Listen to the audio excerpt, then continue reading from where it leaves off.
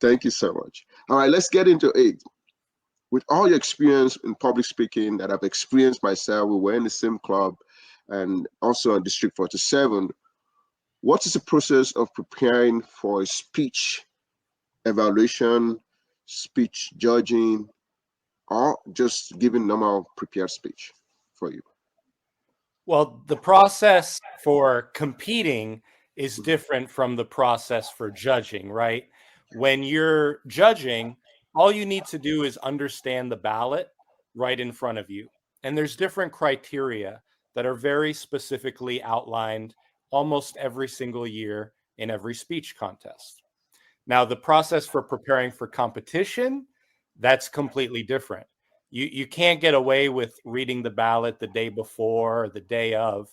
You have to understand what is the purpose of this contest. And Toastmasters offers 4 speech contests: the international, which is the big one that everybody knows about. And then there are 3 others that go to the district level: TableTopics, evaluation, and humorous. Now, I believe Toastmasters allows you to pick any 3 of those contests. It used to be they did all 4, but each contest has a role in developing public speaking, promoting certain skills. And for me, I've competed in all 4 contests. The preparation starts not the day before or the week before, but months before. You're not going to go and make waves at a table topics contest if you're not giving table topics, if you're not practicing those skills every week, at least every week, if not more often. And for me, it's not that impressive if somebody wins a contest. It really isn't. Anybody can win a contest if they have a good day or if they get a little lucky with that speech, but rather the preparation of years and years of speeches in many different venues and clubs and contests, that takes a tremendous amount of work. And you might get lucky once, but you won't get lucky for years. Wow. Wow, that's very clear. Well, that's why consistency comes with this, right?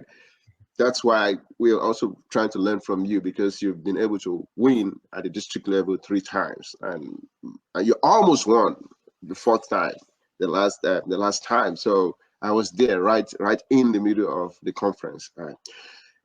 One of the things that I also quickly want to talk about is preparation. You just said that the one that you need preparation is when you're actually going to be contesting. So let's pick the speech. If you're planning to be in a contest for speech delivery, how do you start preparing for that? Well, I'm assuming you're talking about international speech, because Yes. that's the one that is the prepared contest. You start with an idea. Your idea could be an idea for a hook, which is the most important part of the speech. It's what grabs the audience's attention. Or sometimes your idea might be for a theme that you find interesting or relevant, but you haven't heard that much in other Toastmasters speeches. And then from that little gem of an idea, which might be a word or 3 words or a quotation, you start thinking about, well, how can I build around this idea to communicate it? And for me, it's not to communicate it to the judges, but rather to communicate it to my audience, because the judges are part of the audience, but the judges will respond to the audience. So if you're giving jokes and they're bombing, the judges aren't going to reward you for humor in any contest. But if you're giving jokes and the audience is connecting and laughing, now you have a huge advantage with the judges, because humans are social animals. When everybody's laughing, you're more likely to laugh. And that makes you appear successful to the judges. And more importantly, you make your point. Wow, thank you. That's very powerful. Of course, the judges are going to look around and see what's going on here. What do I put down and things like that. That would lead me to my next question. I've watched a couple of your speeches, excellent speeches, those that I've had there in YouTube, those that are not in the YouTube, I've seen a lot of them. How do you pick your experiences that you think the audience can relate to? What is the process of saying, well, I went out, I traveled, I experienced this. Is it a good idea to share? how do you pick which one? It has to be a story that you've gone through that resonates. And I think what resonates is if people understand the meaning of that story. So I have one example that I've given in several different speeches. I first came to South Korea. I was working and I got there in the middle of the night. It was winter. I didn't speak the language and I'd never been to this country, nor did I know anyone in the country. And I ended up getting lost. And through the process of getting lost in the dark, it gets cold. I'm frustrated. I start to fear that I'll never find where I'm supposed to go to sleep for the night. And I think that even though that's a very specific story in my life, it resonates because everybody has been frustrated by something where they might have felt stupid or they were in a group where they didn't totally fit in.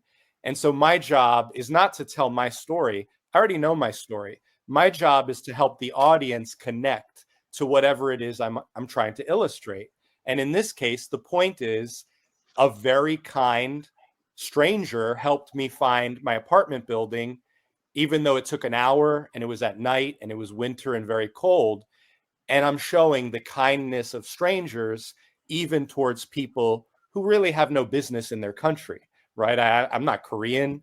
I don't speak their language. I don't know anything about them. And yet this guy went out of his way when he could have done any number of other things and helped me find shelter. And I think people respond very well to that kind of story because somebody's helped them out. Wow. Interesting. That's very important to emphasize. The last experience that I had that is very close to that is the last convention. One of the semifinals went to finals, and a speech as the finals. When I was hearing the speech at the finals, I was like, it depends on who the judges had, the way they're going to embrace this type of speech.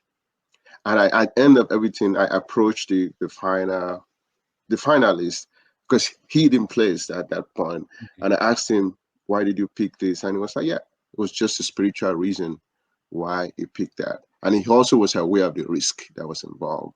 So that's something that we have to emphasize that, well, it's just people relate to things that can connect with them. And if it doesn't connect with them very well, there's a very high risk of getting low points, unfortunately. Thank you for sharing that. One of the things that we also want us to talk about is Toastmasters, the way we wrap up speech. There's something that I've heard so many times in Toastmasters that I've seen that almost 80% of Toastmasters end their speech. When immediately they say this, I know they were going to stop their speech. Do you know what this statement is? Thank you. So the next time. Oh. When most of the time when people say that, so the next time you do this, I'm like, oh, then they're about to stop. And most of the time, I've not been wrong about it. So my question is, do you use that? And what recommendations will you give for people to like not stop abruptly, but still let the person listening to the speech that, well, I'm wrapping up, I might end very soon. And if I end very soon, I don't want you to have an accident in the drive that I'm taking you through.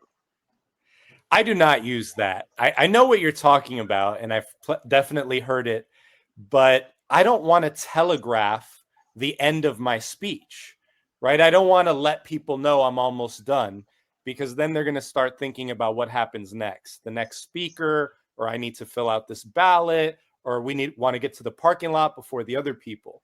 I would rather signal the end of my speech with whatever my impact statement is. I call it a clincher statement, but it's an impact statement. And if I say, so the next time, I'm really telling people, all right, we're done here. You got what you need to get. So I want to be cagey. I want to sneak up on the audience where they know it's the end when it's the end, but they don't know it's the end 10 seconds before the end, because I think that steals the thunder from that clincher statement. I mean, why do people use it? Because it's an easy way to end, right? It's the same reason people say, my next point is, you don't have to say your next point. You could just go. You could transition. But people are accustomed to that formula. and then it feeds on each other. Yep. It's something that's very common. I just want to hear another Toastmaster's opinion about that. Well, on the other side of it is also the beginning of the speech. I was at the convention just concluded. One of the people that almost won at a couple of years ago, I don't want to say which specific year, and I think the person actually got disqualified based on timing. Very experienced speaker, that's what I'm trying to say. And the person also told me about their disapproval of being boring at the beginning of the speech. In which case, when you're giving a speech, you just say, fellow Toastmasters, the chair for today, and you just normal, expected, boring way of just doing things like that. I think we all do it. And my question is, how have you been able to not do that? How have you been able to be a little bit creative so that you don't just say the same thing that almost everybody say at the beginning? So I'm a little bit of a rebel in Toastmasters in that sometimes I won't even acknowledge the contest master, the Toastmaster of the day, or the dignitary. And the reason is I want to make sure that I have the greatest impact in whatever time that I have. And if I'm thanking every DTM, which is Distinguished Toastmaster if you're not in Toastmasters, and I'm thanking every official in that meeting and acknowledging the guests and acknowledging the person who introduced me, I feel like I wasted 20 seconds. Because you know what? I could thank that host or that MC or acknowledge those distinguished guests. I could acknowledge them after the meeting, after my speech, or before my speech. I don't think they came to see me acknowledge them, right? Yep. That would be a waste of their time. They came to hear something new and special. And so while I understand starting your speech by acknowledging the people who invited you to speak, I also think it's like saying I love you to your mother after she gives you dinner, right? She knows you love her. You don't need to say it every day. She's still going to feed you. Wow. So the question is, how do you say I love you to your mom without actually saying it? Maybe you ask her, well, can I do some work for you? Can you? Then she's like, oh, this kid probably loves me, right? Because you show her, you give her a hug and a kiss, you treat her for a nice meal, you wake up early and bring her breakfast in bed. I think moms would be pretty happy with that. Good. Thank you for sharing that. Another idea that I also need to talk about now that we're talking about speeches and how the way people perceive speeches. It's always a good thing when I hear speech and I find it very easy to follow. That means that I perceive the speech in a straight line. Mm-hmm.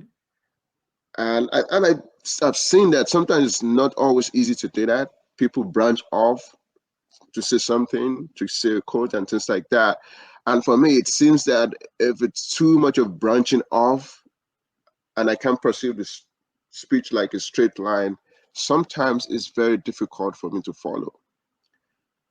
And for you, is there any advice you have around that? When you write a speech, how often do you try to make sure that it's in a straight line that is easy to follow? I know exactly what you're talking about. Usually there are 5 bumps in the speech: introduction, 3 different points in the body, and then a conclusion. And you're going to know it's a bump because the speaker will telegraph either with their body or with their words that they're moving from one thing to another. Now, there's nothing wrong with this method. It is an organized method. But I challenge the people listening to this podcast to think of a speech as a flexible document. So you don't have to have 5 bumps. You could have 1 bump. You could tell one story, and that story could be your introduction, your body, and your conclusion. You don't even have to distinguish it into 3 parts. If the story's effective, it'll do everything the standard speech construction will do, but without you risking, hey, why did they branch off to this part? Because you've centered the entire speech around one idea. And a few years ago, there was a very talented world champion of public speaking who did exactly this. All his speech was about was a trip he took to India for a wedding. That's it. Mm. It wasn't 3 stories. It wasn't 3 parts. It was one story. And it was a straight line that was beautifully woven together. Nobody got lost. That's why he won. Wow. Yeah, that's what I'm talking about. So, because you want to enjoy a speech and not feel stressed trying to figure out what this person is saying. Because they say, well, when you're talking to an audience, you want to make it so easy for them to understand what you're saying as much as possible. And I think a lot of people forget that in this world whereby we just quickly want to impress people, and it's very easy to lose the audience trying to do that every time. Another concept that I also want us to talk about while giving a speech is the theme of the speech, the main message that you're trying to pass across in a speech. So when you write a speech, when you deliver a speech, at what point do you bring in the main message that you're trying to pass across? Because one of my mentors will say, John C. Maxwell will say that I never tell a story without making a point. I never make a point without telling a story. So you try to make a point, but the story is also very important. So how do you bring in a point during your own speech when you're thinking about it, when you're writing it? I think you want to start with the point. Ideally, you don't want to insert the point at the end, right? The point is why you're delivering that speech. And the stories should be anything that illustrates whatever the point you're trying to make. And I think most practiced speakers understand this, right? They're not going to sit there and tell a story just for fun. We're not comedians. we are we are public speakers, and that's why we're up there. We're informing or we're persuading most of the time. And so you don't have to tell the audience the point of my speech is for you to understand that we're all one human race. You don't have to ever use those words, but you show them through whatever story you want to share that illustrates that point. And a lot of people will do 2 or 3 stories, and I think, wow, this is an imbalanced speech because one of them was so moving, usually that one they use in the beginning, but then you start to see that they were fudging a little bit, just trying to push that third thing or that second thing so it fleshes out the rule of 3. Now, if you have 3 great stories and they all fit a common theme, go ahead and do it. But you don't have to do it that way, not in an international contest, nor do you have to do it in your club. Wow. Wow. Thank you. Thank you for sharing that. That's really powerful. That's really powerful. Most of your speeches that I've listened to, I still remember the things that happened in the speech, the things that I like from the speech. And that goes to the fact that they were memorable. And are there any factors that you bring into the speech that makes you think, well, I think if I bring this in, people will remember this speech, even if they forget the point, just like we said, but then this aspect of the speech, they will remember it. Are there anything that you look out for to add to the speech to make it memorable? Yes, you have to take risks to be memorable, because if your speech sounds like the 3 people who spoke before you, nothing will be memorable. You just gave the same introduction, 3 points, and conclusion in a similar way that many other speakers could have done. So when you're taking risks, you're never 100% sure that it's going to be successful. I'll give you an example. I was in an area TableTopics contest, and I happened to have an orange. I think it was my snack. And I never planned on using this orange during the speech. But the moment came, and I was able to use the orange almost like LeBron James using a basketball. Now, I knew there was a high percentage chance that I was going to try to make a shot with the orange into the trash can, and it wasn't going to make it because I'm not a good basketball player. Yeah. But I said, what if I do? What if I make this?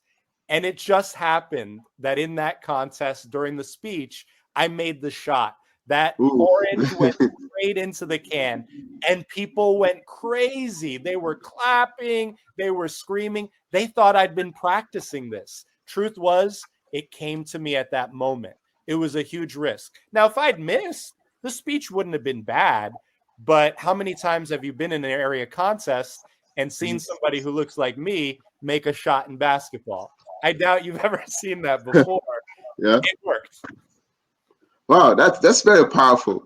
And that makes me remember the last conference at this District 47. Somebody actually gave a speech by drawing. Yes. So people do things, right? So thank you. I see you know my next question. I was supposed to ask you about how you try to be in the moment, but you just gave me a good example of how that works for you. All right, thank you so much. But then, so one of the things that I've also seen people that are very engaging, just like you do, but I'm not sure that you've done this before. People use their name, their looks, and their appearance to connect with the audience, because you're right in front. I think comedians do this the most. I think public speakers don't do it as much as possible. People use the way they look, their appearance, their name, something that is so obvious for the audience to really just know that they are here, and I'm not just trying to regurgitate a speech to you. I'm really here in a moment, and I want you to see me that I'm here with you. So for you, have you ever tried any of those?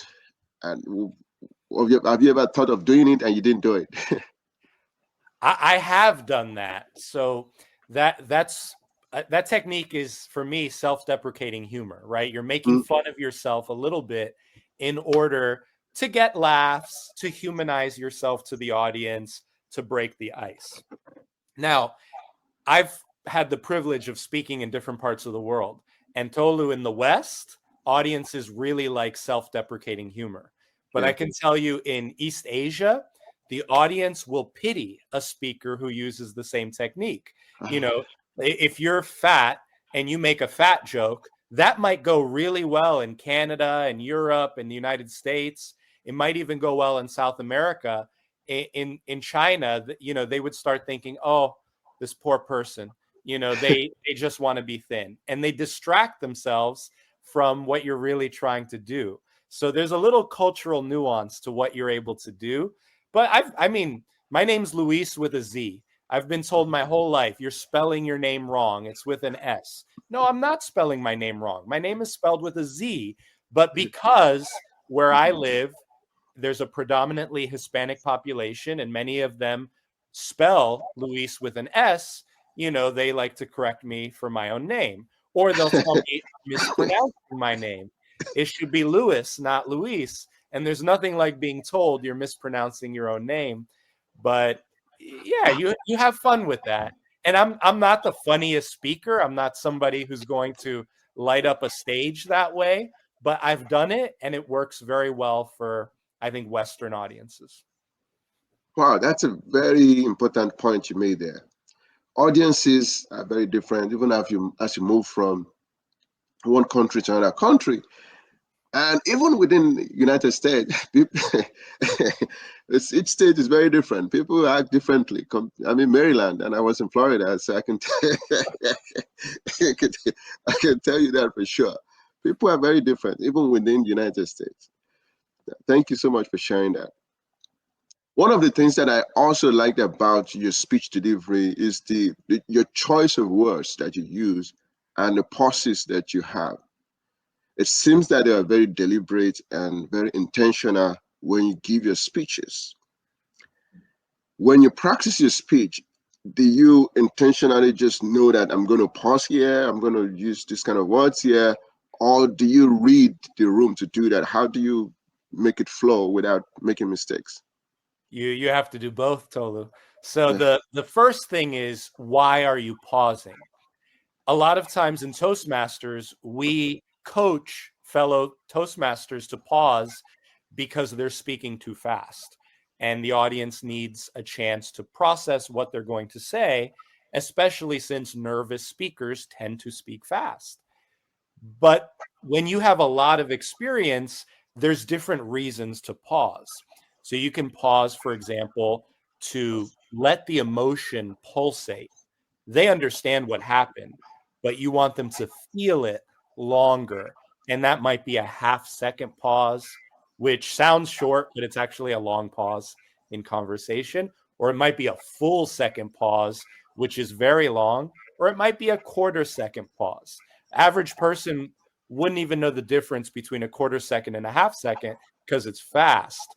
But when you're in the moment and you're having this connection with the audience, there's different ways to do it. I'm not going to lie to you and say that I prepare and plan for every pause. I don't. A lot of that is experience. I know if I'm hitting the audience with something heavy, I can't just move on to the next thing. You know, they're not ready for me to move on. They need to feel what I said for a moment. And I have some skill with knowing when that moment happens and exactly how long to pause. Now, the other end of that would be comedic, right? If I don't pause after a joke, I'm going to speak over the applause. That means my audience doesn't hear what I'm saying next. So I lost an opportunity to continue the thrust of my speech. So in that case, I'm just pausing because I did my job. The audience needs to laugh to acknowledge I did my job. And then when I'm ready, I can move on. So emotional, dramatic, comedic, or just to give them a chance to breathe. Yeah. You know, they're all important. And when you have done it for 23 years, or no, 27 years, yes. You start to learn, you know, when to pause. Wow. So that the audience don't feel like you're hitting them on the head with something and they're kind of dizzy. They're kind of dizzy now because of too much information. Another part of speaking that I also think we should talk about is the fact that you give a presentation on inclusive language. And in that presentation, you talked about gender and stereotypic tagging and how it's a trap that people should avoid in speaking. Mm-hmm. What experience do you want to share for us around that just emphasize the importance of that? I mean, one of the experiences is just having a daughter, right? So I know you have two daughters, beautiful young girls. I have one. And the way I grew up was, oh, if you need help, ask a policeman or a fireman, you know, to help us. Or the president was always a masculine, right? He. Yeah. Or Supreme Court justices were known as Mr. Justice. So what that does is it excludes all the girls from being able to envision themselves in these roles that were once exclusively male and are no longer. But the thing is, the language evolves less quickly than the culture. So now people are very comfortable saying firefighter, police officer, mail carrier rather than mailman. But those of us who are older and were trained a certain way, we still have that habit. Even though we know that many police officers are women, I still hear policemen, right? And I know what it means. And they have no intention of excluding. The language is excluding. And only now, after reflecting, you know, generationally, do we see, oh, yeah, maybe we shouldn't call them that. Maybe there's a better word to acknowledge the risk and sacrifice of female firefighters and female police officers and female soldiers, sailors, and Marines. We live in a different world. I was raised in the 20th century. Now we're in the 21st century. Not even the beginning anymore. We're in getting to the middle of the 21st century. Yeah. First quarter of it is already gone. And so I gave that speech that you referenced, that training, to educate Toastmasters who don't realize that language can serve to exclude people. Wow, interesting. That's very powerful because when you say police, people usually say policeman. People don't think about policewomen. Then the flip side of it is nursing, right? When you go to a hospital and you want a nurse to talk to you, people just expect a woman to come. And when once in a while you see a man, you freak out. Like some people freak out because they're like, oh, whoa, nurse, a man. Why? It works both ways. Yes. It works both ways. Yeah. Thank you for sharing that. Really appreciate it. One of the things that I've seen people do increasingly in public speaking is speaking and asking the audience to do something while they're speaking. And it seems that it depends on the audience, the way they respond to that. And is there any thoughts you have on that as to when you would use that? I'm not really sure you do that a lot in your speeches. Why do you stay away from that?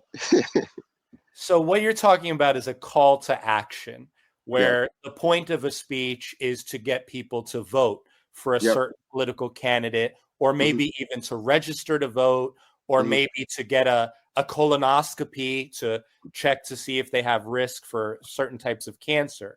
And there's nothing wrong with a call to action. It's a purpose to a speech. The counter to that is you also might be preachy, right? While people know that smoking is bad, just because you tell people not to smoke doesn't mean they'll do it. In fact, if you have a teenager, they might do the opposite because they don't want to do what you say. So I don't want to be preachy to an audience unless I'm absolutely sure that what I'm going to say will be relevant and impactful for every single one. Every single one.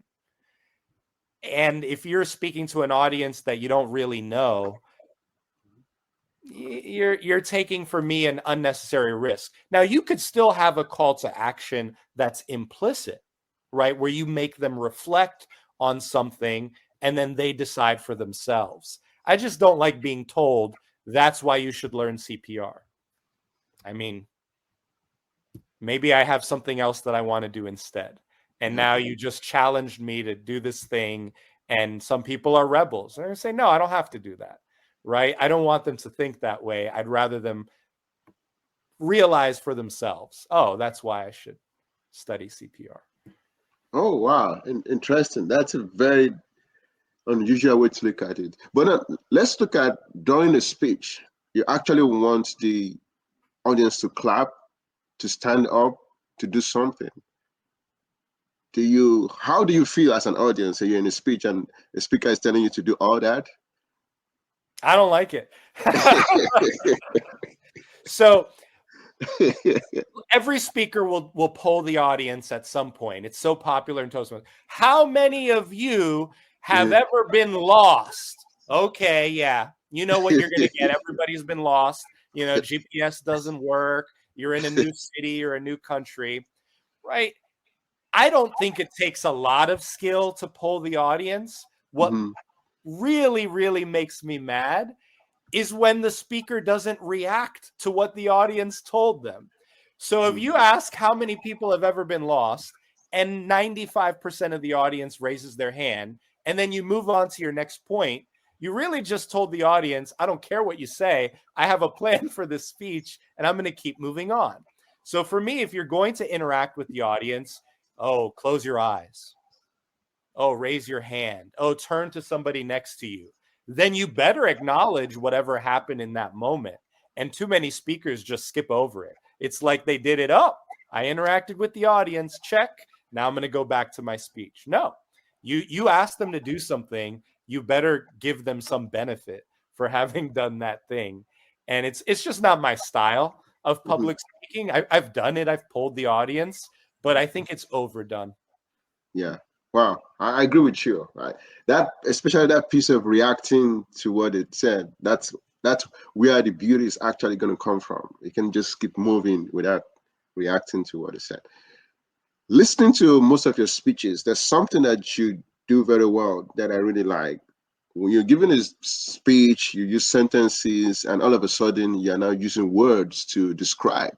You don't have to use sentences anymore.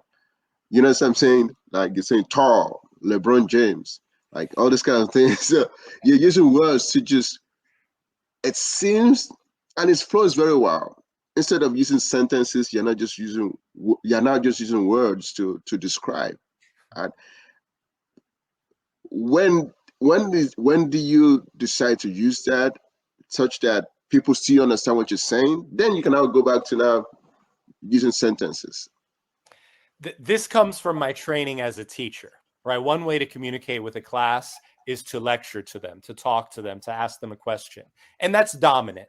We are primarily communicating through our ears and our mouths, but there's also that visual component. And the visual component complements whatever you're saying verbally. So I know the speech you saw where I said tall like LeBron James. And we all know LeBron James is very tall. He plays for the NBA and he's a star and he can do so many different things so well. But if I tell you LeBron James is 6'8", that just that goes right past you. But if I do this, tall like LeBron James, now you get the sense that you're looking up at a giant, and you can play act that to really illustrate to your audience how you felt during that time. And I'm not an actor, but I can do a little bit. I can mime a little bit. I can use my arms and my body and crouch down and go on the floor. And these are ways to play with the audience's expectations and make your point. And I used to not be very good at that. I had to work on that because I'm a verbal person. I like wit that's based on words, not a physical sort of comedy. But there's a place for physical in public speaking. And some people do that really well. Ramona Smith, who you had on this podcast a few weeks ago, I was in Chicago when she won 2018. I went in person and she did that very well. She had boxing abilities and dancing and singing. That's a one person show, right? She did everything. That's not really my way. I prefer to make the point through words, but when you have an opportunity to do something different, if you have the skill set, you should do it. And Ramona said, I heard this, if you can't sing on key, don't sing. Right? I can't sing on key. That's why you've never heard me sing in a speech. But if I could, I would totally. Wow. Thank you. Thank you for sharing that. That's very powerful. One of the things that I've also done following your story is that you do the story slam. I just watched one of those series that you did. And I know that's something that is also common in Florida. Not sure whether there's something like that in Maryland yet. And that means that the aspect of public speaking that has to do with being able to tell a story very well is something that we don't talk about enough. So my question is, when did you get into that storytelling? It seems that it started before you became a Toastmaster, and how did that change now? It didn't start before I became a Toastmaster, but it started when I was still fairly new in Toastmasters, maybe my third year or something. I think that storytelling is an ancient art, right? Before any human wrote a single word, we were telling stories in our tribe, in our clan, amongst our kin, in small villages all over the world. Humans have been around for 250,000 years. That's the story of our human race. It goes back that far. Written language is only 5,000 years old. So most of our species, we communicated verbally and we told stories, right? And those stories are how we taught our children and our neighbors and our friends why you shouldn't eat this berry, right? You know, if you said don't eat this berry, that goes in one ear out the other. But if you tell a story in a creative way, people remember that. So I started storytelling, I think because I was invited. And the particular story slam that you watched, I did a bad job with that. Not because my stories weren't good, they were. It was because I was using too much of Toastmasters in that story slam. So I definitely had an introduction, several body points, and a conclusion. What I should have done was picked one story, stretched it out over the whole 5, 6, 7 minutes, and then I think I would have been more competitive in that contest. But at the time, I hadn't been to many story slams, so I didn't fully understand the difference between giving a speech in Toastmasters and telling a story in that format. Now I do know the difference, and actually I got feedback. at that contest. I came in third, and they said, you're a great speaker, but you came in third because you gave a speech, and this is a story slam. And that person was right. I did give a speech, and even though there were stories in the speech, that's not the way that story slams usually work. And the most famous one is Moth. So if you want to look up some great storytellers, you go on YouTube or find Moth on Google, and you'll see some truly impressive storytelling skills. And I appreciate it as an art. It's not something that I pursue to do, but I definitely enjoy being in the audience for that.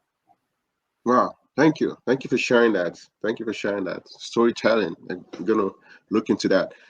So looking into your speeches, the things that I've seen that you do very well is pauses, silence, scanning the room, and using gestures without words during the speeches. And you said that came from just being able to read the room and things like that. It seems that it changes from one speech to another speech. The timing, you said it has to be both you think about it before the speech and also during the speech. So that is really clear. But then I think people have different opinions as to how much gestures is needed during a speech.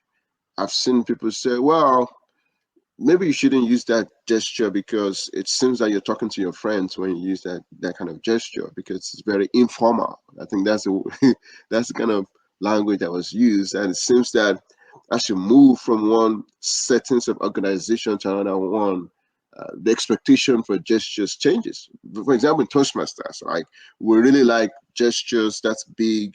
You've seen people won contests when it's almost like they're acting. They're not even giving a speech because their gestures was there and people enjoy that a lot. So based on your own experience, what advice would you give on gestures? Because it seems to be working for you a lot. Well, the first thing that you have to learn is when not to use gestures.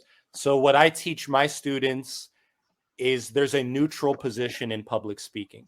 And the neutral position is standing up straight, legs shoulder width apart, arms relaxed at your side. And I recommend putting your dominant foot, for me, it's my right, just about a half step above your weak foot, which is your left. And there's a reason for all these things. It keeps you balanced. It prevents you from swaying. It shows the audience that you're not nervous, that you're ready to go and have control over your space. That's not using any gesture. That's the neutral position. So many speakers don't know the neutral position. Or maybe they know it, but they don't do it. You don't see it in their speeches. So I'll always start out a speech in neutral, and then I get out of neutral. Now, you get out of neutral for a reason, right? You're moving on to a new point. Now you can walk the room to signal I am physically moving, but I'm also moving on in the speech. And audiences get that. Where it gets confusing is when you're moving all the time. Now the audience doesn't even know why you're moving. So it becomes a distractor. I think that learning how to be in neutral and how to speak in neutral will make all the gestures more powerful because you're using them intentionally and not to distract the audience. Some people are hyper.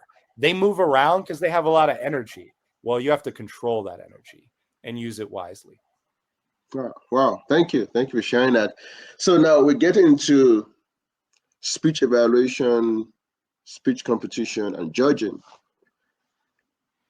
At some point, I can imagine that you've done each one of these. As Toastmasters, most of us has done that at some point. Which one of them do you enjoy the most? Speech delivery, evaluation, or judging? I very much enjoy evaluation. And the reason I enjoy evaluation is because it is so analytical. You are hearing a speech that you probably have never heard before, figuring out what that speaker needs out of your coaching or evaluation, and then presenting in a way that makes sense both for the speaker and the audience with a very limited amount of time to prepare that. So for me, it's an intellectual challenge, right? Because you're trying to do a lot of things in a short period of time. And I find that sort of analysis very stimulating for me as a person to develop my speaking skills, but more importantly, to help the person who spoke, right? I'm evaluating their speech. I'm not doing it for myself. I want them to realize something. I want them to realize what they're good at.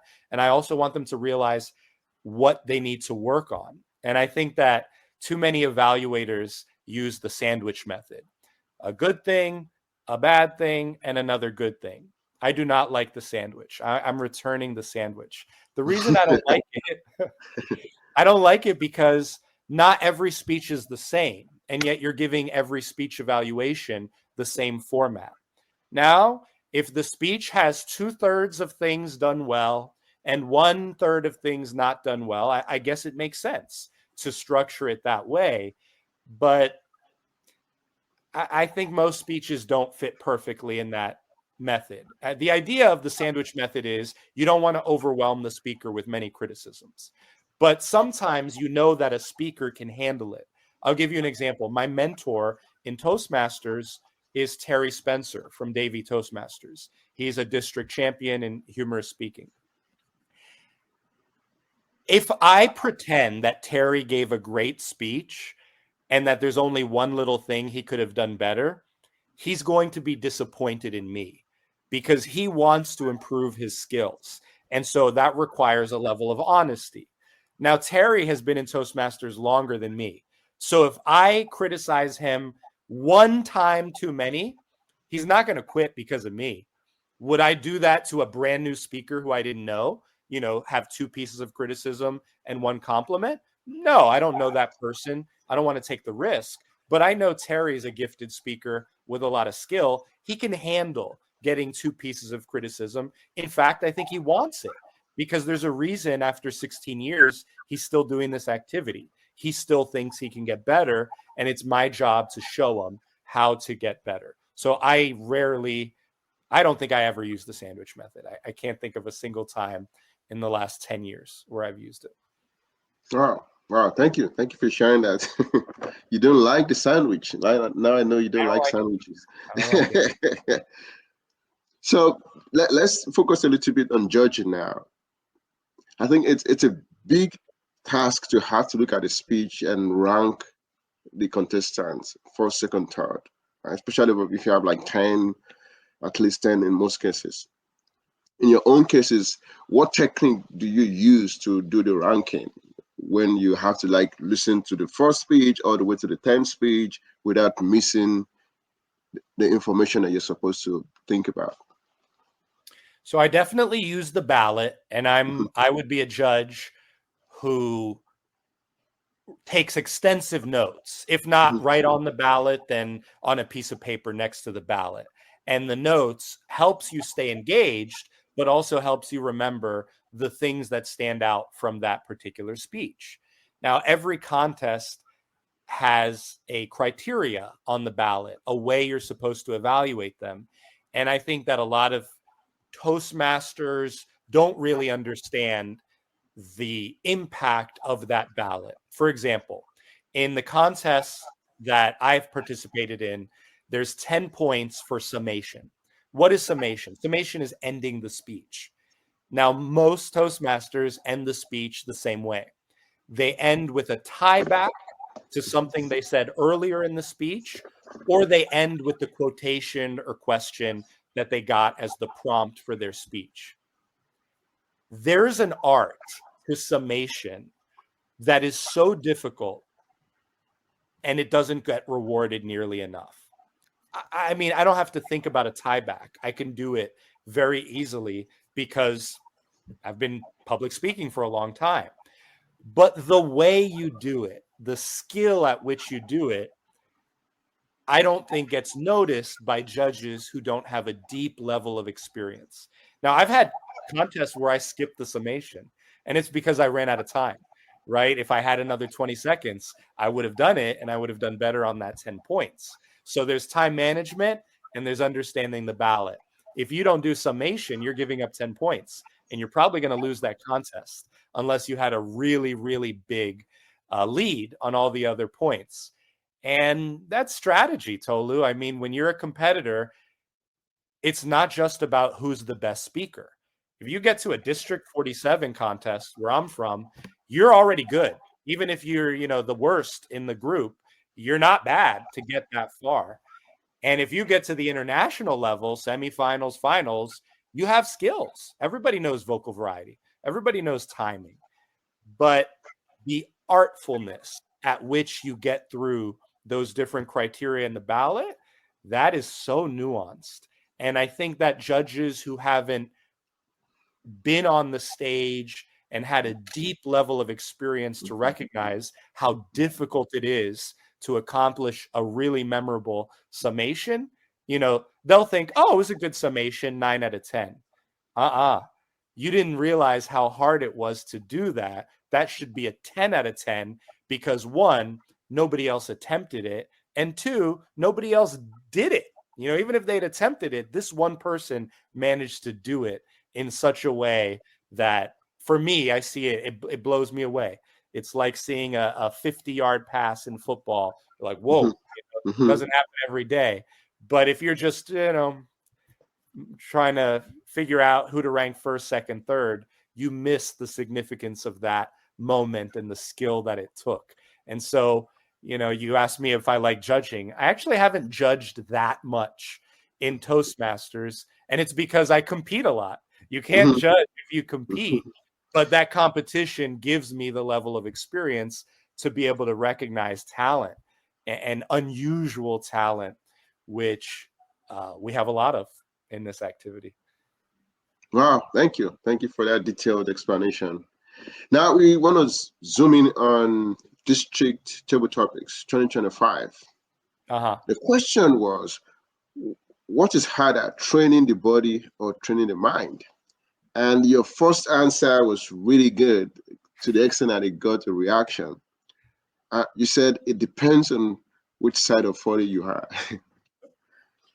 And the audience were like, oh, that's the audience really liked that. It worked. It worked. Right? How did you quickly come about with that? Did you knew it was gonna work, or is it just like you giving a speech?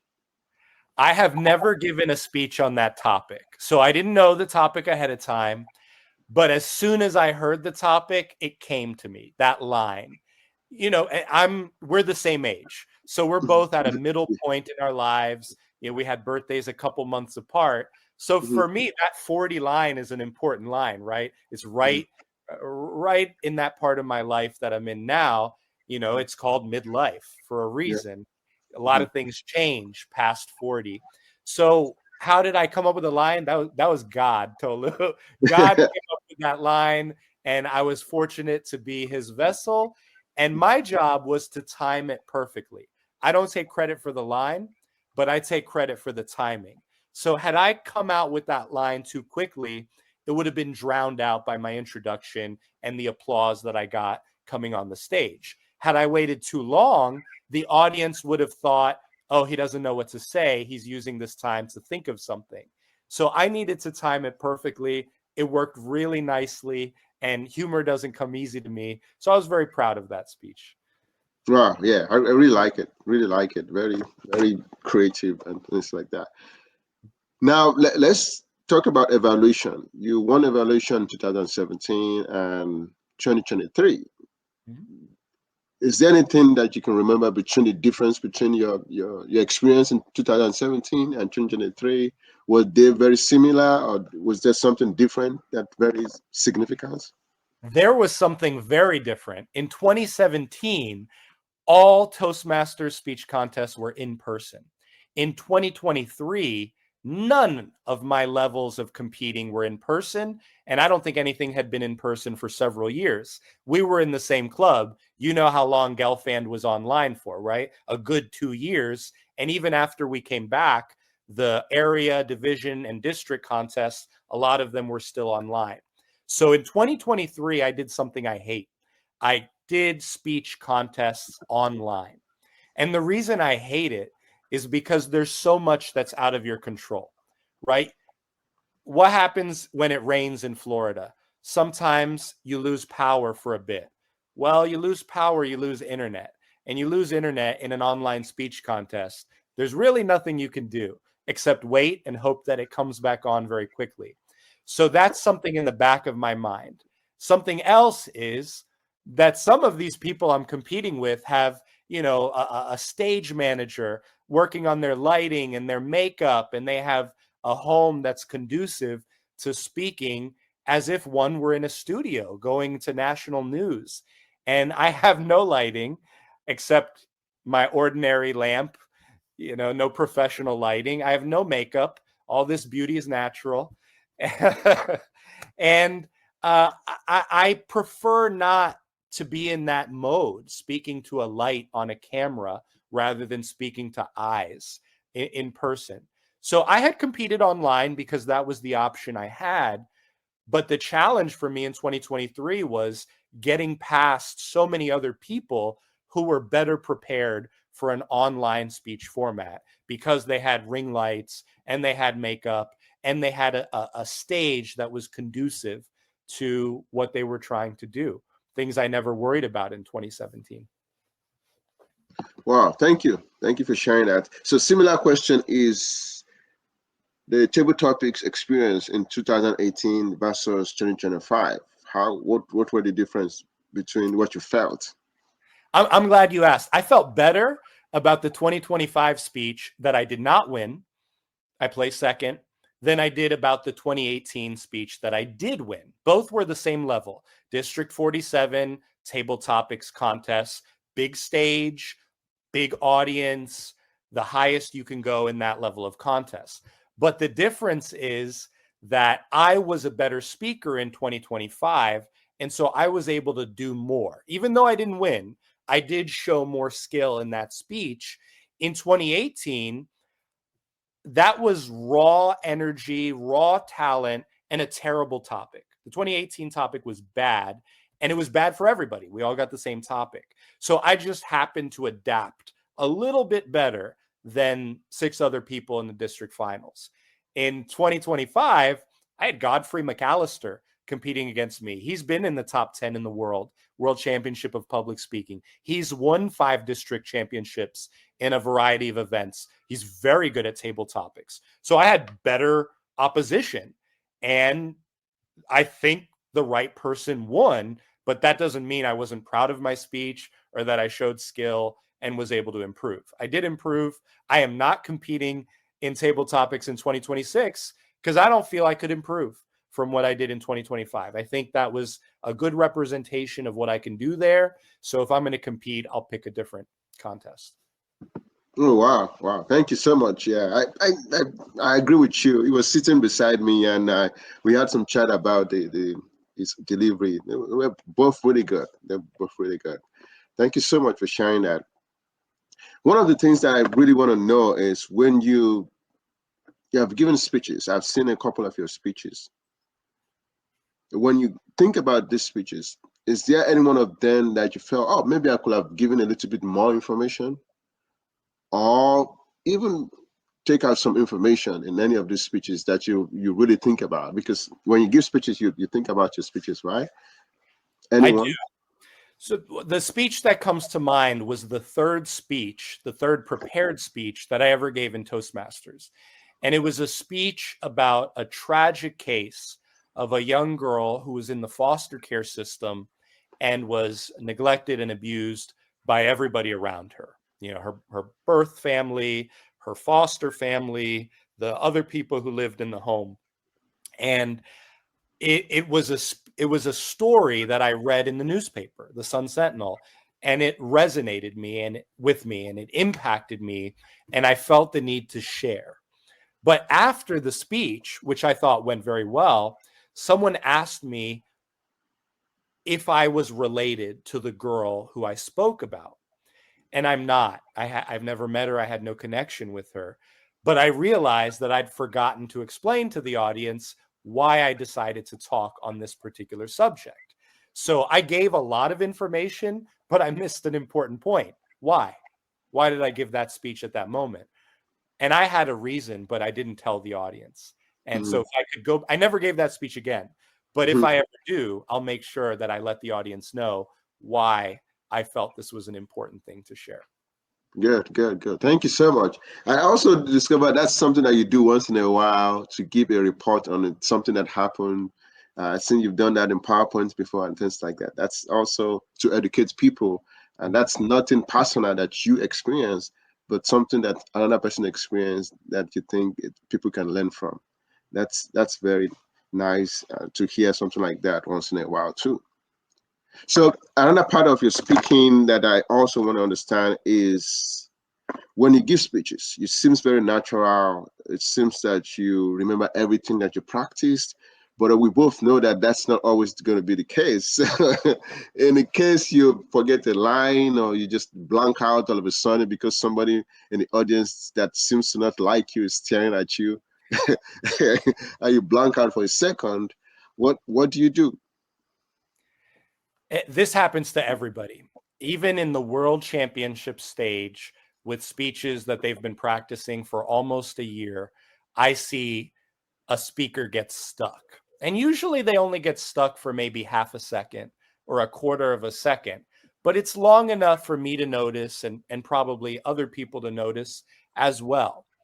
I think the trick is not to pretend that you didn't forget, but rather to just let the moment hang for a bit and then collect yourself as quickly as you can and make the point that you were getting at before. The skill at which a speaker recovers, it depends. It depends on their experience, on their nervousness. It depends on who the audience is, what the stakes are.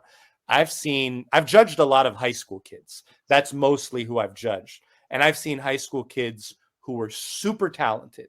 They could compete on a world championship stage and not be embarrassed at all.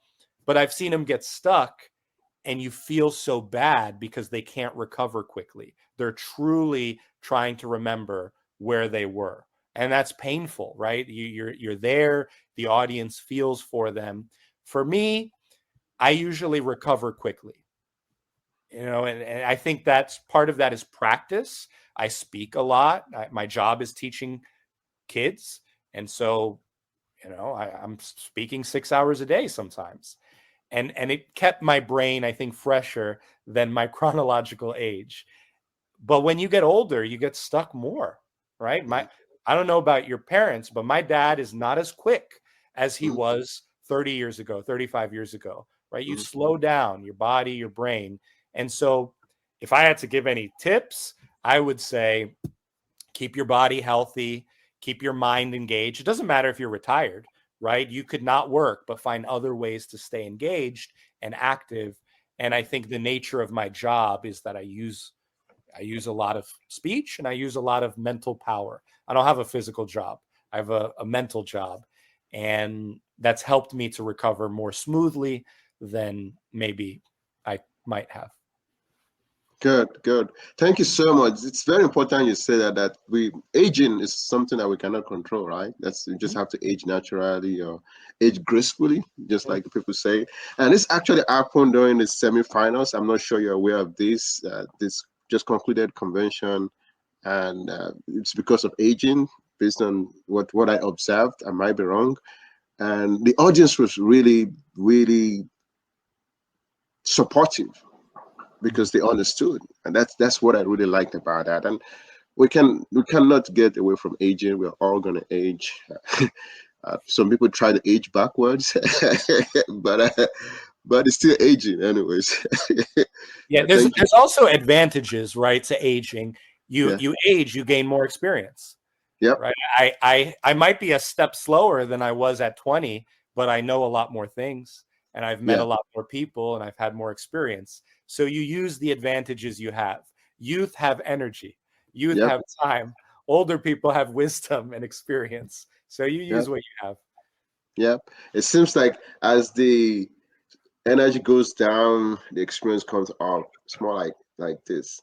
Yes. It's pendulum, something like that. Thank you for sharing that. Really like that. This question I want to ask on 3 speeches that I've seen, that I've heard. three options. Which one of these three speeches do you like the most? You don't have to tell us the content of the speech. The grumpy old man, who you are, the dance. I love the grumpy old man speech. I think it's so fun. And the reason it's fun is because we all know a person like that who tends to look at the past as if it were perfect and is just suspicious of everything going on that's new or even present. So that's an example of a universal topic. I could have given that speech in South Korea, probably in Africa, Europe, North America, South America. And I think it works equally well, right? That's not a cultural context. That's the nature of humans, that we tend to think the best time in our lives were in our golden age. And our golden age might not be the same. It might be in your high school years, your college years, your 20s, when you first met your wife, but you have that time, and nothing compares to the golden years or your golden age. I love the speech. It's really funny. I'm relaxed when I give the speech, and it's different from some of the other speeches I've given. That's my favorite. Yeah, it was very funny. I still listened to it a couple of days ago. There's something I really want to hear your thoughts about. The international speech. It seems that I stand to be corrected that the contestant can use the same speech that they used during the club all the way to semifinals. And immediately they win the semifinals, they have to come up with a new speech within, was it 48 hours thereabout? Mm-hmm. What are your thoughts on that? That is a great question.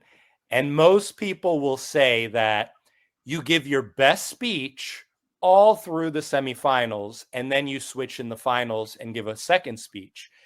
I think it depends on the speaker. For example, you don't have to change your speech in the finals. You just can't give the same speech in the semifinals as you do in the finals. So you could save your best speech for the finals and give a new speech in the semifinals. Now, the thing is, your semifinal speech doesn't have to win. It just has to be second or higher. But if you get to that final stage and you have your best speech and everybody else has their second best speech, I think you have a tremendous advantage, right? You're risking not getting to the finals, but if you're in the finals, you have an advantage. And for me, 2018, the year that Ramona won, I know that Anita Fain Taylor had a brilliant speech she wasn't able to give in the finals because she used it in semis. Had she been able to use it in finals, I think she would have done better than third in the world. Third in the world is great, but I know that the other speech she had was even better than the speech she gave. So Anita made a calculation, and one that most people would say she made the smart choice. You can't win the contest if you don't get to the finals. But for my money, I'm going to put Anita's talent above most people in the semifinals and believe that she would have at least come in second in that semifinal round with her final speech. My opinion, you'll have to ask Anita Fain Taylor if I'm right or not. Wow. Yeah, that was history was made. The top three were women, and they were great. All three were great. Mm-hmm. They were great. Yeah, I remember that we were in Girlfriend. We watched this speech together in the same room. Yeah, those are good times. And when I booked that flight to Chicago, Anita hadn't made it yet.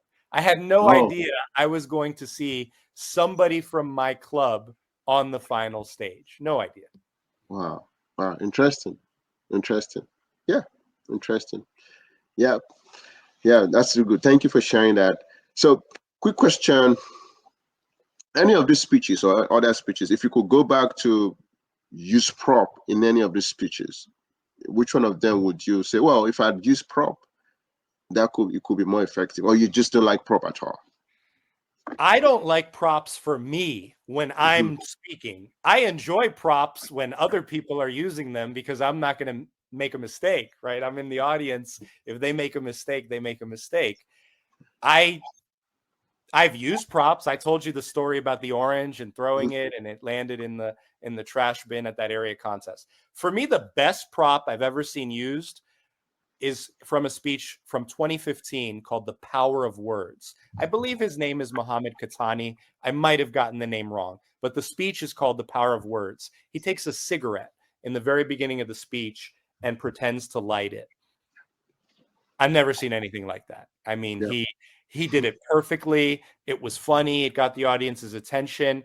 He was able to segue into a point that made a lot of sense. And that speaker didn't have the biggest voice. He used his prop and it enhanced his speech. And even though he didn't have the biggest voice, he had the best speech by far in that year, 2015. He beat all the people with big booming voices who can project and had more tonal variety. And he did it so calmly and so effectively. I don't think anybody could have done better. You know, if you'd given me a cigarette, I would have fumbled the cigarette, you know, accidentally burned my finger. And he did it perfectly. Wow, thank you. Thank you for sharing that. Thank you for sharing that. So now we're wrapping up just a couple of questions. So you went to the convention in 2018. Mm-hmm. You've mentioned a couple of things that you really enjoy about the convention. Is there anything that you also enjoyed about the convention that you've not mentioned, the one that you attended in 2018? I was only at the convention for one day. I had a ticket to the World Championship of Public Speaking, the finals, and I watched that. So I was in Chicago maybe 30 hours. I didn't have a lot of time to do other things or sit in meetings and network as much as I could have if I were staying for the whole week. But the atmosphere of seeing people from all over the world come together and celebrate some of the best speakers in the world, I thought was moving. I felt that it was worth the money I spent hopping on the plane, staying at a hotel, and the ticket price just to see that World Championship final, even without having one of my club members on the final. It was special for me. And I had aspirations of being on big stages just like that. I think that if you have the chance to do it and you care about public speaking, that's our Super Bowl. Why Yeah, not? Even if you that's only good. do it, why not? That's good. I think you should do it. You have all the skills, you have all the qualities. Why not? Because I've been there twice now on the stage. So yeah, we people who get to those stage, they only have one head, right? They don't have two. Right. So yeah, that's a good thing to aspire. So I really want to understand. You started public speaking much before you joined Toastmasters. So joining Toastmasters, which idea about public speaking changed after you joined Toastmasters? I was a high school debater. That's how I learned public speaking. And debate is not necessarily about how you can connect with the audience effectively. There's an element of that, but that's not really what it's about. Debate is about showing an advantage over your opponent when you're discussing a particular topic, political, economic, social. And so you want to win in debate in a different way than you want to win in speech. In speech, you want to win by effectively connecting with the audience. In debate, you want to win by defeating your opponent and showing the judge that you've defeated your opponent. Those are very different things. And I didn't have a dynamic style when I was in high school. I had a particular style and I could do it fairly well. And it took me to a lot of different places. I competed at Harvard. I went to the state championship in college. I went to a national championship. Toastmasters showed me there's a purpose beyond simply getting a trophy or winning. And the purpose is being able to communicate not with that one audience, but really with any audience. It could be a board of directors at a company, it could be a city council or a school board, and it could be your club in Toastmasters. And you don't have to show dominance. You don't have to show people you're smarter than everybody else. In fact, that's a disadvantage. Nobody likes the speaker who's showing too much that they're smarter than everybody else, right? That Yeah. makes you feel like you might be inferior or they think that they are superior. So Yeah. Toastmasters taught me to be more of a human and more relaxed on the stage, and to play with humor and to take more risks, things that I never had to do when I was in high school and in college and competing. So it was a transition for sure. And I had to broaden my skill set. But all my success that I've had professionally, I attribute that to the time that I spent honing those techniques. And a lot of that was Toastmasters. Toastmasters gave me a stage. They gave me speaking time. They put me on the agenda.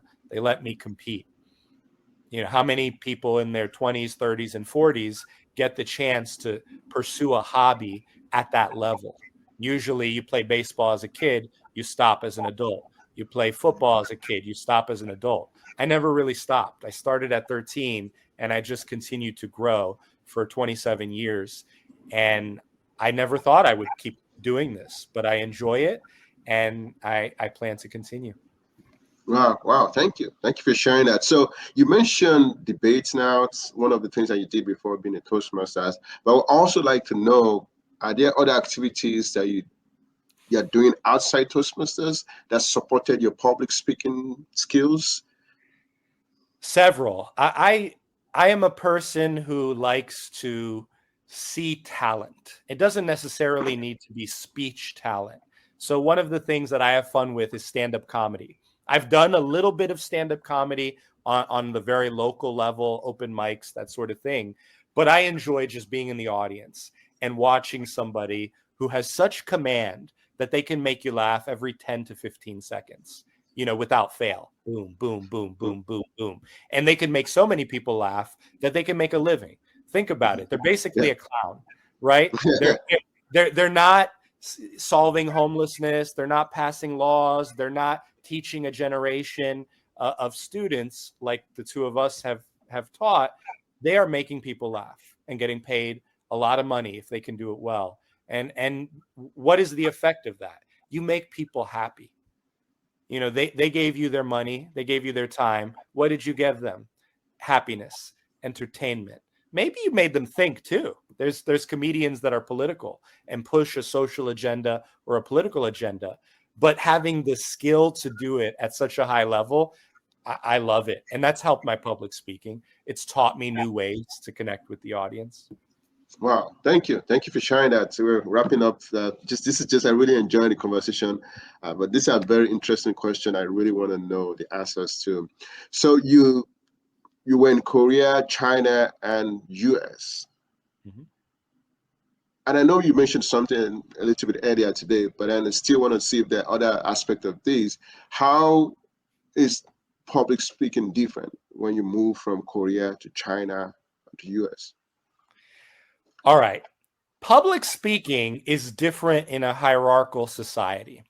In a hierarchical society like South Korea, if your boss is giving a speech to a neighborhood committee or a citywide event, you are going to go to see that speech because your boss is doing it. It might not have anything to do with your job. Nothing. It might be on a day that you're not even supposed to be working. But it is expected that the employees are going to support the boss. And in fact, sometimes it's required, not even expected. You must go whether you want to or not. And when you have that level of hierarchy, you're always going to get a greater level of respect from the audience, right? Because they're there because you're above them in some sense. And in the United States, that's not so common. My boss has never told me you got to be at this event that has nothing to do with your job because I'm giving a speech and I want to bring a big audience. That's just not part of American culture. And that would be considered violating their freedom, their autonomy, their time off, work-life balance. So I think one of the things that I did well when I was in Korea and also China was never forcing the audience to be there, but getting them excited to be there through whatever I had to say. And that's how I got promoted the first time in South Korea. I was a teacher and I became an administrator of a school and then eventually a small district of schools. And it was because during the trainings and workshops for employees, people always came up to me and said, Luis, that was really moving. I loved that speech. And they were there because it was their job, but they enjoyed it. And even if it hadn't been their job, they still would have enjoyed it. Whereas I think if you're just accustomed to, well, they're going to come because I'm the general manager, you don't have to work so hard at entertaining the audience and moving the audience. And so that's a major difference, right? When you are in a culture that's not accustomed to using humor and humanizing a speaker, it gives you a new angle at which to connect. And then I brought that back to the United States. Wow, thank you. That's very insightful. Really enjoy that. So I know you said you started debating at the age of 13. Yes. Is there anything that made you develop the interest in public speaking at that young age? Absolutely. So I peaked at sports around 10. So I needed something else to do that I was better at than baseball and soccer and martial arts. I was like any other kid. I did sports when I was young. I played on the street. I played for little leagues and recreationally from the time I was 5 through probably about 12. But the thing is, the higher the level, the worse I got in comparison to the rest of my team or my peers. So that happens, right? At some point, you reach a peak where you can no longer go on with your sport or your activity. So speech and debate was a new activity for me that I'd never done. And I had the opportunity starting in 9th grade, and I found that I was good at it. And so because I wasn't on the baseball team and the soccer team, I had the chance to do this and loved it. Wow, interesting.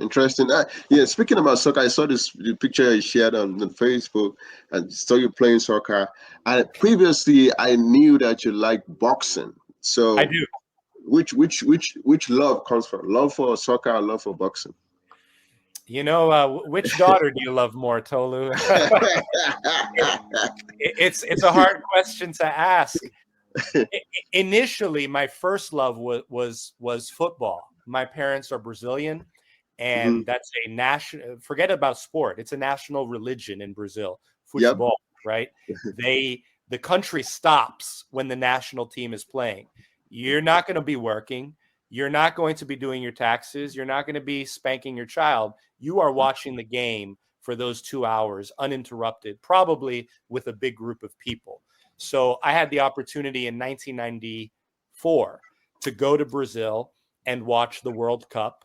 It was actually in the United States that year, but Brazil ended up winning the World Cup. It was the first time that they'd won in 20 years. So it was a big, big deal. And getting caught up in that excitement of not a household celebrating, but an entire country celebrating every single game. It's hard not to love a sport when you get that feeling and that energy. And guess what? In 2026, this summer, it's in the United States again. The World Cup will be hosted by the United States and Canada and Mexico, but most games will be in the United States. And what a chance for me to circle back to the point where I first really fell in love with the game. Now, boxing is something that happened later in my life where I started following Mike Tyson fights. He was a big boxer in the 80s and into the 90s. And then from there, I learned about other boxers, historical boxers. And what I love about boxing is it's 1v1. 2 people are in the ring. Nobody can leave the ring. And who has the most will, right? Because nobody likes to get punched in the face. Have you ever met anybody who likes to get punched in the face? I've never. But you're going to go in the ring. You're going to get punched in the face. But can you withstand that fire? And it says something to me about somebody's character, that they're willing to go into that place, that dark place. Tolu, I wouldn't go in the ring. I wouldn't fight. I don't want him to punch me in the face. But they have such courage, physical and mental courage. And I think there's a beauty to that. And at the end of the fight, what do? They hug each other. They've beat each other up for 10 rounds, and then they hug each other. There's something special about that. So I don't know. I love both. Wow. Thank you. Thank you for sharing that. So literally my last question before wrap up. So I know you coach students and adults in public speaking. What is your most fulfilling experience doing that for students and for adults? I've definitely coached more students. I have coached adults, and some of the adults have gone on to do great things in public speaking, TED Talks, competitions, getting promoted at their job. But I'm a teacher, so I interact with students on a daily basis, and coaching a high school team for the last 11 years has been an exciting journey. People don't know about how competitive high school speech and debate is. I've gone to Wisconsin, Massachusetts, Iowa, Kentucky, Georgia, all over the place with these teams. And then there are hundreds of other teams from all over the world that are doing the same thing. Everybody's worked hard. So I've had the chance to coach some nationally ranked speech and debate students who are way more talented than me, way more. I mean, because they could do things at 16 and 17 that I struggle with now at 40. And they're so young and at such a high level. That's not everybody, of course, but there's a few that I've coached like that. And to be part of that, short of having your own child, is the Mhm. most special thing I've ever been a part of. To be part of somebody's life on the greatest day of their life when they're on a stage and getting recognized by their peers for being a champion. It's moving, and it's, even if I didn't get paid a dime, it would be moving just the same. I have memories and photos and relationships with kids, and I don't know what they're going to do with these public speaking skills, but I was a part in having them develop those skills and gain confidence, and that makes me feel so important and also special that I had this moment with, a team or a student, and we shared it, and it's a bond. I have kids that I taught 11 years ago and I don't see every day because they moved out of state. We always have a bond, right? We did this thing together. We traveled all over the country, and I learned as much from them as they learned from me. No question. I've gotten better because of them. Wow. Thank you. Thank you for joining us in this episode of Solution Illuminators series podcast. Please like, comment, share, and subscribe to the channel so we can reach more people. Now we want to ask our guest, Toastmaster Luiz Bravim. Are there any last thoughts you want to share for our guests as we wrap up the session?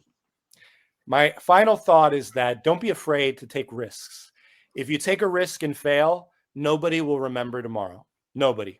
Not even if you're being recorded, not even if you're on YouTube. There's too many other things in the world going on. But if you take a risk and succeed, what you've done is you've proven to yourself that you can do something difficult. Getting on stage is not easy. I it's not in my nature to be the center of attention. I'm not an extrovert. I don't like a lot of attention, but I appreciate the skill and I appreciate the effort that goes into developing that skill. And you can't get better if you don't take risks. That's it. Good. Thank you so much, Toastmaster Luiz Bravim. Really appreciate your time, your skills, your knowledge that you shared today. Till next time on Solution Elementary Series podcast.